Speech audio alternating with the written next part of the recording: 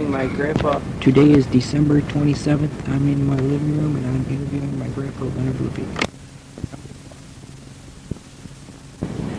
How did you make it? How, did, how do you make it? Oh, Personally. I made it the same way that my dad taught me how to make it. Just get, let's say we're going to make a 5-gallon batch, and I usually use about 3 to 3.5 gallons of pure juice.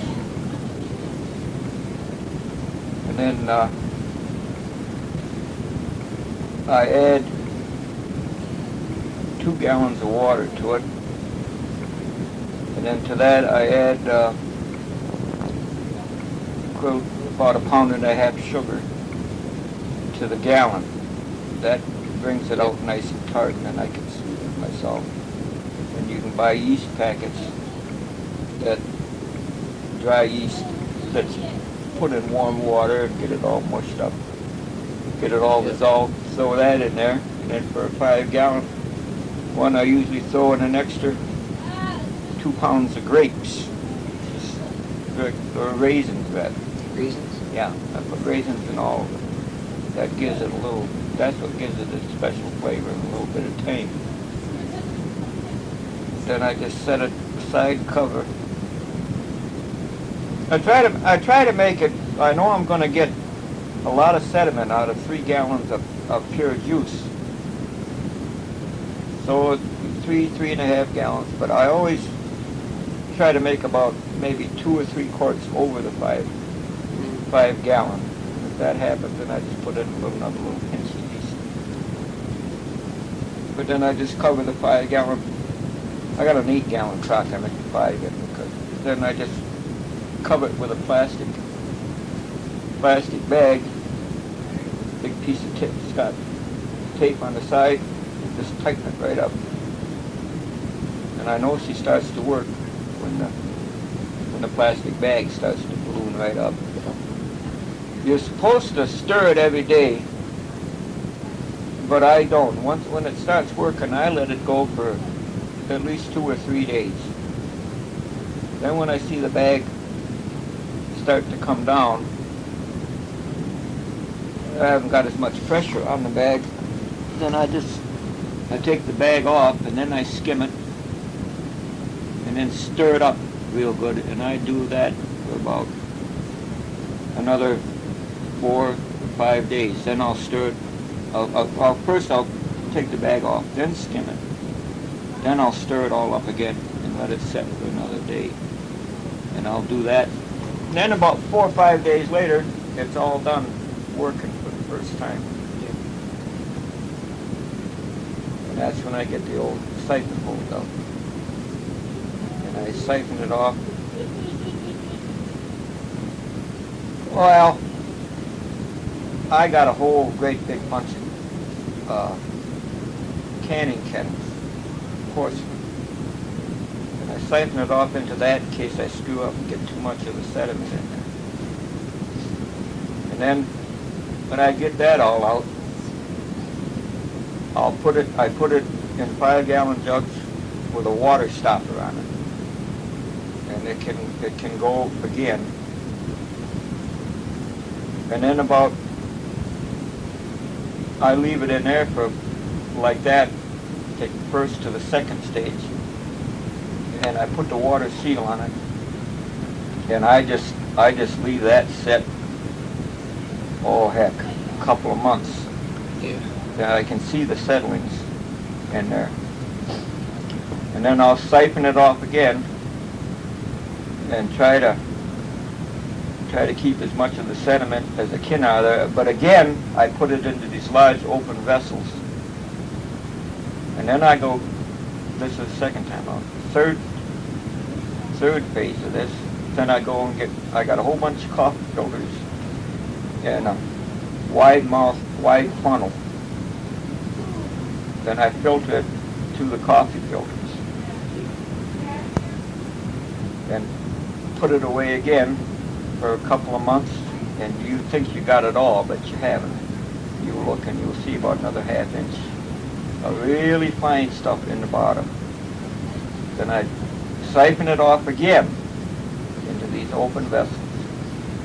Then I filter it again. And then I put it away with a water stop on it. And I might go and with the water stop, and then I put the fining agent in it. This pulls everything out. Now this is phase 3. I leave it set like that for a couple more months. Then I pull it out again, re-siphon it off into the open vessels. Then I refilter it again, and that's the last time. Then I'll either bottle it or I'll just leave it in the big 5-gallon glass jug with the water stop in it, and then as I need it, I'll take it out. And that's when I go to drink it, I'll siphon it out into a gallon jug, and I make up a medium syrup out of sugar and water, and I heat it up just enough so it's not crystalline, so it's nice and pure. And then when I'm going to sweeten it to drink, I got little 5-ounce glasses, and I'll pour out about 4 ounces. And then I got measuring spoons, and I'll usually start out in that 4 ounces with about maybe a half a teaspoon, and I'll put that in there and stir it up, and I just keep adding and keep track of how much sweetener I put in this 4 ounces to get it to where I want it to taste. I got all these figures marked down. Yep. And I know I got 4.5 to 5 gallons left. Just take your ounces,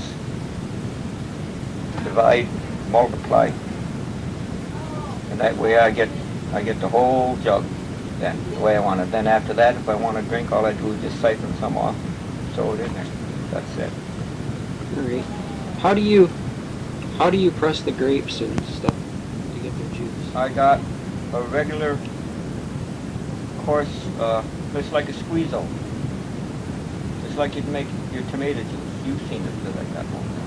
Yep. It's a hand crank job. Mm-hmm. Only this has got real coarse holes in it, and it's got a large opening at the end.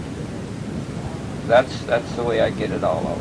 The initial squeezing, yeah, I run it through there. I don't mash them. See, with that big large opening in there, I can send it through vines and all if I want to. Mm-hmm. I don't have to pluck them. Let's see. Have you ever used your feet or anything? Nope. Never. Nope. The only thing I ever used other than that was just a damn potato masher to squash them up. No. Never had that big a batch. Okay, when you put the raisins in, you just put the whole raisins? Mm-hmm. You just... Yeah, because after, it usually takes a couple of days for it to start to working good. And then it's working for another 5 or 6 days, and then I'm letting it settle. Those raisins go in there small, but shit, they're about that big. Just swell that up. Yeah. I just put that in there just to get that tang, and I found without raisins it tastes kind of flat, but this gives it a little acidic taste to it. It gives it a little bite. All right, now, what exactly is these water spouts? Well, the way I can explain it to you, let me see your pencil.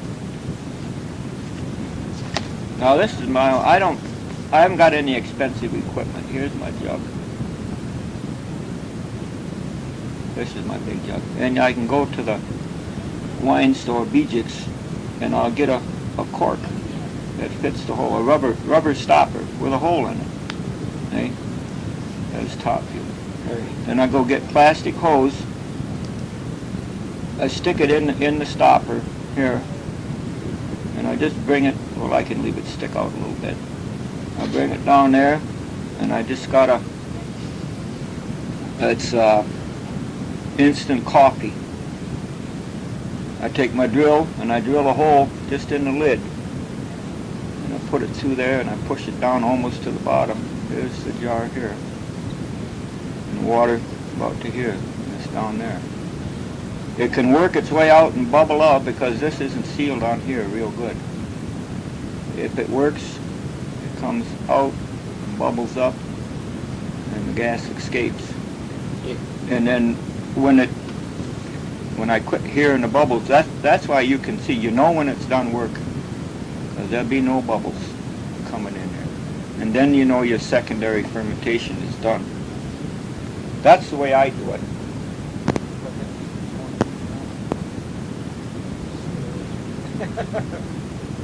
Great. Let's see. How do you bottle this? You just siphon it? Well, I got a little hand cork jobber where I can, if I got to put bottles with good necks on them, I can put a cork in it. And you measure the size of your hole, then I go to Bijix, and they got umpteen different sizes of cork. Mm-hmm. And they got a chart up there. This size cork fits this size neck. And then you have to soak them in water for 24 hours. Get them all nice and soft and pliable. And this little hand jobby I got, it's made out of wood. And you just set the cork on, put the cork on top of the bottle, and this neck comes down and fits over it real tight. And on top, you got a plunger with a stick in it. Oh, not that big around. Big around is my little finger. And you just hit it. And that forces the cork in. And there's a stop on this little hand wooden gadget that I got. Mm-hmm. She quits when your cork is right flush with the bottle, and you just tum tum tum and pound them in. Yeah, but after your wine is worked good and you're ready to drink it, just so long as you can put it in anything as long as you got a real good seal on it. The main thing is to keep the air out of it all the time, other than when you're drinking it. Have you made wine out of any other things besides grapes? Mm-hmm. Well, let's see. I make straight raspberry currant, and like I said, I got 4 or 5 different kinds of grapes out there. And then I got some wild grapevines growing on the back fence. Mm-hmm. Oh, I got a batch cooking there. Now a 5-gallon jug. I got a 1.5 gallons of wild grape juice in with my regular Concords. But the best tasting one is the raspberry currant. And I made apricot too. Apricot. Out of the apricot, my apricot juice. Do you have to do anything different to make these? No, basically, no matter what you use, you try to get the juice. Now, like with this squeezo that I got, I can pour anything through it. And when I use currants, I can get rid of all the seeds too, because this one with the real fine mesh on it, I can squeeze all the damn seeds out of the raspberries. I can squeeze it all out of the currants. The seed is just waste. And then I just got little skin pulp and the pure juice. Great. How did you begin making wine? I watched my dad make wine Just when I watched was a him do kid. He used to make wild elderberry rhubarb. You want to know how he got the juice out of the rhubarb? How did he We all caught hell one Saturday. We fired up my mother's old Ringer wash machine. Cleaned her all out good and everything, cleaned everything off good. And he had about 3 or 4 bushel of rhubarb all cut, just the stalks, had them all cleaned up. And he run them right through the doggone Ringer on the wash machine. And caught it all in the tub. But during that process, the juice was squirting all over the house. Like my mom come home, she looked out there and she said, "Well," he says, "I know, I'll clean the damn thing up." That's how. And then he used to just make his. He had an old gooseneck 5-gallon jug. I still got it at home yet. I don't know if he just made it and let it work in there or what. I never watched him. All us kids were interested in is when we'd see him go, and we had an outdoor food cellar kept it at.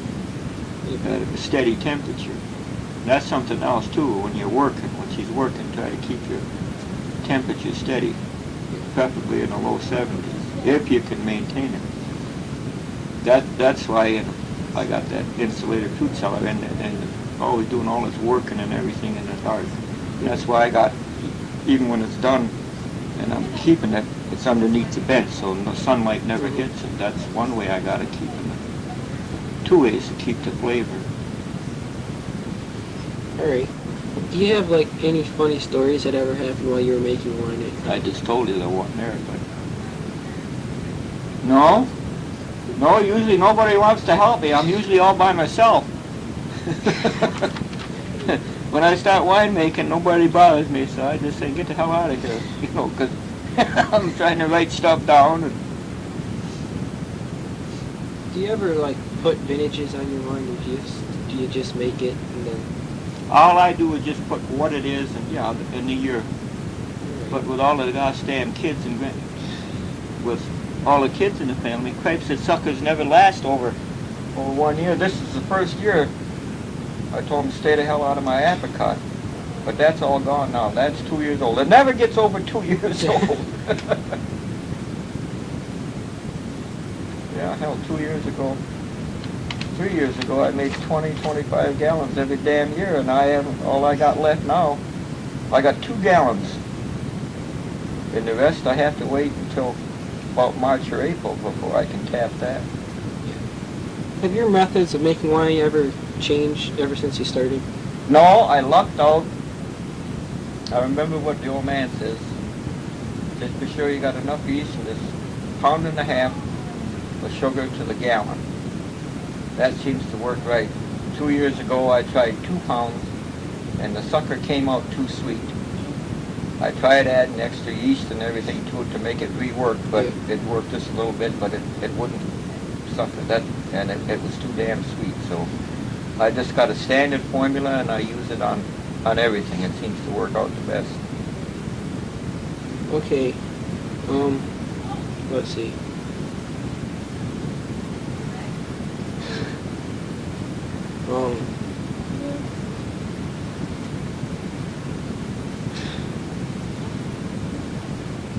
Maybe sometime can I come over to your house, and look at all the processes that you have going right now?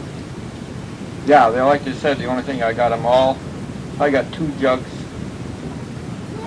I think it's 2, but it's in secondary fermentation stage now, and it's settling out for the second time. That I'll leave for another month yet before I siphon it off. But if you wanted this fall, you can come and go right through the whole damn process. Alright, that'll be good. If the grapes got a lot of spray on them, last year I had to spray because I had so many bees out there getting at them. I lost, well, in my whole crop this year. Bees got and ate them up. Punch a hole in, they crawl right in, suck all the juice out of them, and ate them all up. But if I spray, try to keep a fungus or something off of them, then when I make the wine, even though I've had a lot of rains and stuff, you can still see the residue on there. Then I have to pluck them and then rinse them off a little bit because I like it too well to get a bellyache from it. Do you usually have problems with insects and stuff eating your grapes? I never had, not until the last 2 years. I had a fungus on one of the Fredonia vine, 2 vines that I had, but I couldn't control it, so I just dug them out and threw them away. Why do you make wine? Because I like it, and it's something to do, and it's homemade. You know me, everything in that house is homemade. Okay,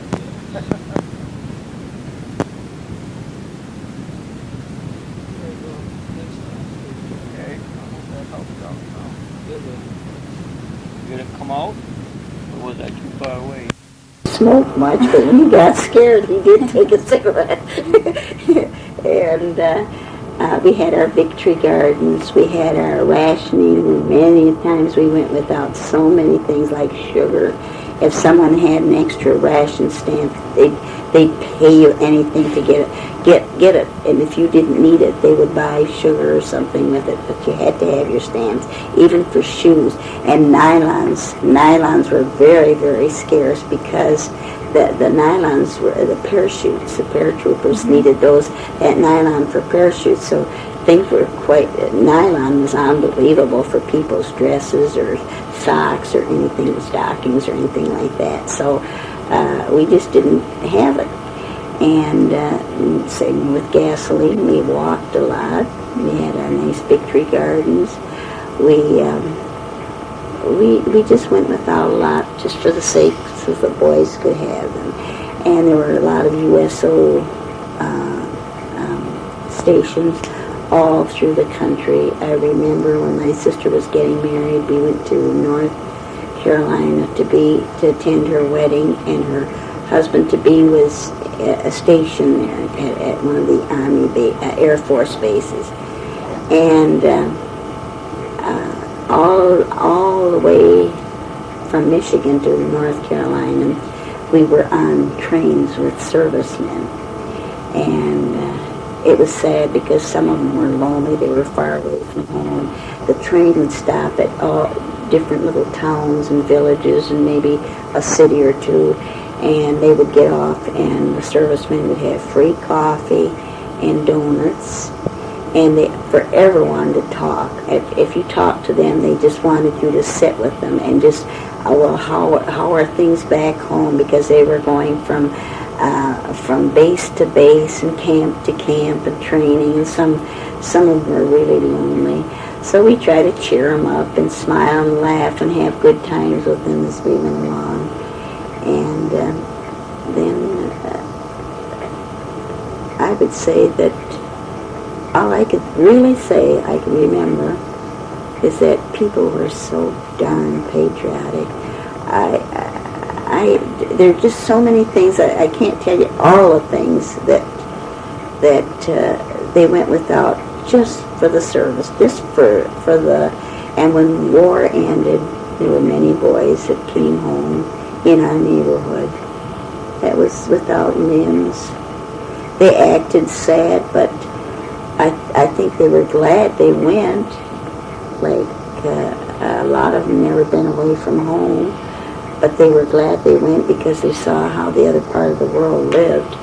And they were glad to be back here because when Germany and France and Russia, and they were fighting in Europe too, right after Japan and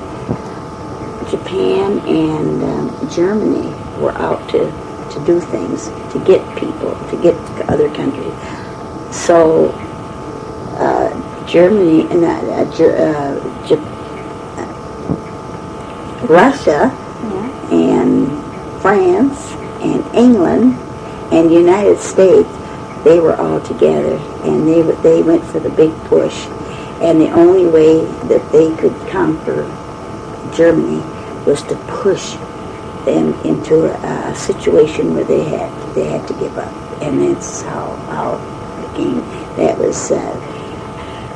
was D-Day. That's what they call D-E-Day. That was it was victory. Well, there have been many days that were all different names, but this was Victory E-Day. It was called for Europe, Victory Europe Day.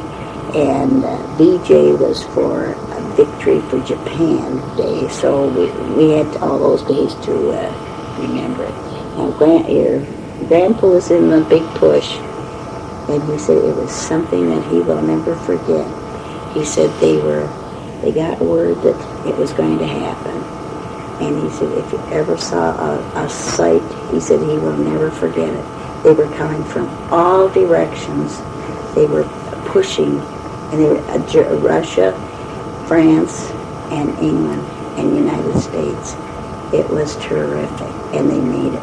And Eisenhower was the commanding officer then, and he saw to it that it went through, and it did, and so it was victorious. That's all. And And after the war, people married more because the men came home. And I married, I married your grandpa, and there was nothing to be had. There wasn't any, all the material, the bedding and cotton mills all went into war. War action. They were all turned over from their industries into military service. I remember having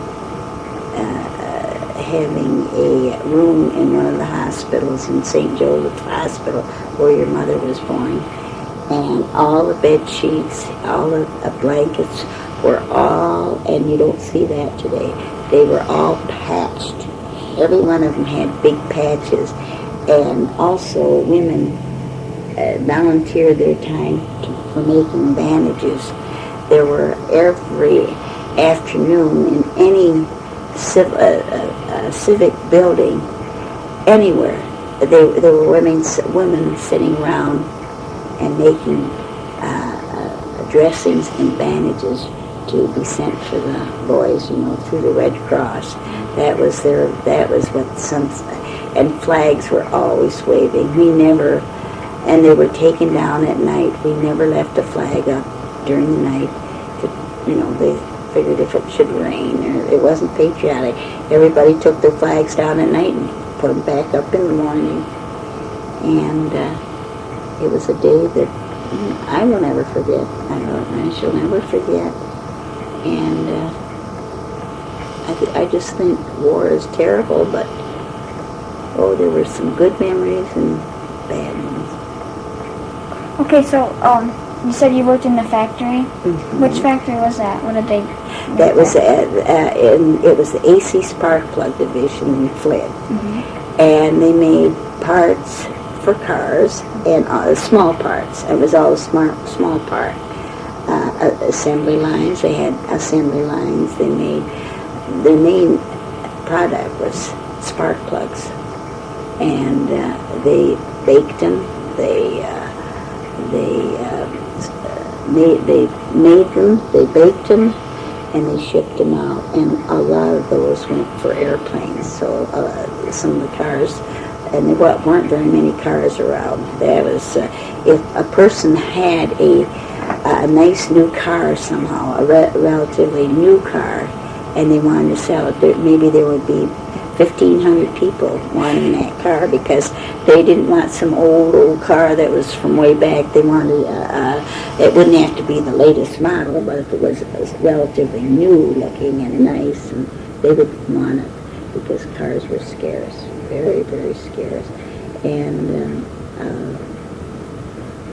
working in that AC, they worked 3 shifts. They worked all 3 shifts. And they worked the clock around. We worked sometime on Saturdays, Sundays, Mondays. It wasn't just a week where we got through on a Friday night. We'd go to work Saturday and Sunday because things had to be made. And then with some of the bigger, larger plants, they made the airplane parts and things. So, but we made the little things that was needed for those airplanes. And there were a lot of people working. There were a lot of people that couldn't go to war because they were considered disabled. They couldn't go, and the plants they had enough people to work, but they wanted many women that even had children at home that never thought of ever working in the shop. They went, and some of the older senior citizens, they were the ones that would go to these civic centers and places to make bandages. They did that all week long at hospitals, at clinics, and sometime even in bags. They would sit there and they would have they'd be resting and they'd have their gauze and they would be doing something with their hand. And I recall one time getting a letter from your grandpa, and he wrote back to your great-grandma, how are they doing back here? So your great-grandma wrote back to him, and she said, Keith, we are doing our best. She said, everything is recycled that we have here. Now, she says, Grandpa went out to take the barbed wire, the fencing from that we keep the cattle, that we're not using the fence anymore. So we used to take that out and roll it all up in one and then bury it in the ground. She said, we don't do that anymore. She says, we roll it up and we take it to the recycling center and they recycle it, and it's more metal for the war. And the day that I listened to the radio about the war, Franklin Roosevelt, our president at that time, was quite ill. He was getting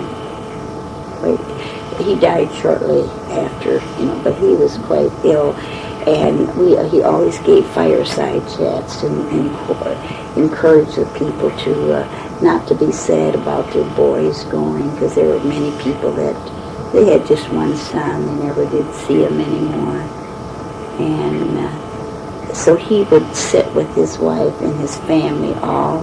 We would get pictures in the newspaper how they were talking through the microphones, and the whole family took an interest. The little children they all sat around their grandpa, and their grandpa would give, and he had infantile paralysis at that time. He's always in a wheelchair, and he would sit and talk and tell the people and give them so much courage, and he'd say, well, we will come through this, and you mothers and fathers and sons and daughters work for this country. It's a good country, and work for it, which people just did. They just did, and it was a sad time, and yet I think people made it a little better by being so patriotic. I don't think I could remember that there was ever a time after that it was ever that patriotic like it was then. We just did everything. And at one time, your Aunt Jo was working in an office at the Buick Motor Company, and we had to write to the servicemen. We didn't care who they were, just pick up a name and write them a letter, just to encourage them, tell them that everything's good back home, and at Christmas time we'd send them out Christmas kits and things like that with maybe, we'd send them little things they can carry in their sacks or bags, like little games to play with if they're out in the field, checkers and a little tiny tin box just to keep, so they'd have something to do. And they would get cigarettes. They were supposed to get cigarettes because a lot of them asked for them. That's the only thing they really wanted was their cigarettes. And I recall my sister telling us that one girl in the office decided she wasn't going to write to this serviceman anymore. She was just tired. She was writing to a lot of different ones, but she didn't care about this one particular. He sent her a nice gift, and they were getting quite friendly, and he was really thinking maybe coming home he'd meet her. But she just crumbled up. It was during lunch hour, and they were all sitting at their desk eating a sandwich. And she got up, she crumbled up this letter that she received from this boy and threw it in a basket. And my sister felt so sad to think that there was a serviceman that wasn't going to get a letter, and he was planning on probably hearing from her. So she everybody had left the office, and she was in there alone. She went to that wastepaper basket, and she picked up that crumbled letter, and she got the address. That's all she wanted. She didn't care what was in the letter. She just wanted the address. And she wrote to the serviceman so he wouldn't be disappointed, because he could have been out somewhere in the field waiting, for an answer. And she wrote to him, and he wrote back to her, and Monica, he turned out to be her husband. He turned out to be her husband. She said she felt sorry because of what was happening to him, not ever knowing who he was or anything. And he wrote back, and he told her that he thought she was kind to write to him and encourage him and telling him good things. And when he came back to the States, he got in touch with her, and they got married. Just through a rumpled letter that was unknown in a waste paper basket. So that's how faith turns out sometime. Other than that, I think we had, I hope we never have anything like this again, but if we do, I hope the people will be just, they can't help it be, because we have never, 1918 to 1941, there's quite a few years in there, in between, and to have a war of your own here. We've always fought our war. We never had one right here in the States. The closest the one ever came was Pearl Harbor. But if we were ever to have a war here, it would be just terrible. That's all. But other than that, why, being that they fought over there, so we encouraged all the men. We really did. I think we were all behind them 100%. Everybody was. Factories, the Air Force, everybody was helping one another. And I've never seen that since. I don't know why, but maybe it's because we haven't had a war, just the Vietnam War. But I don't think they were near as patriotic in that wars as they were at Second World War. And of course I was too young to remember I had been told about the First World War. They had used an awful lot of gas, we understood, in that First World War. And they were gassing a lot of the people, and so a lot of the soldiers. So they made a pact that if they were going to use gas over there, we were going to use it too. So neither side used it during the Second War. They didn't use gas because some tried, and these here, some of the far forbidden countries, they tried, but they didn't get too far with it. It was that pact was made that during the Second World War they would not use gas to gas one another, although they did in Germany, they did there. Other than that, so, Monica, that's what I remember about. Did you work in this factory all during the war? In the same factory? Yes. During the whole war? Yes, all during the war. And a lot of the people, young men that were in offices, that were in payroll departments and different departments, they went into war. So that left just mostly women working. So through when I got promoted from the factory part into the office, and they wanted me to work in the payroll department, and I did that. Then they decided they wanted me in the auditing department, and I didn't think I had enough knowledge to work in there because they were all college-trained people in there, and I didn't even graduate from high school, and I didn't think I'd fit in there very well.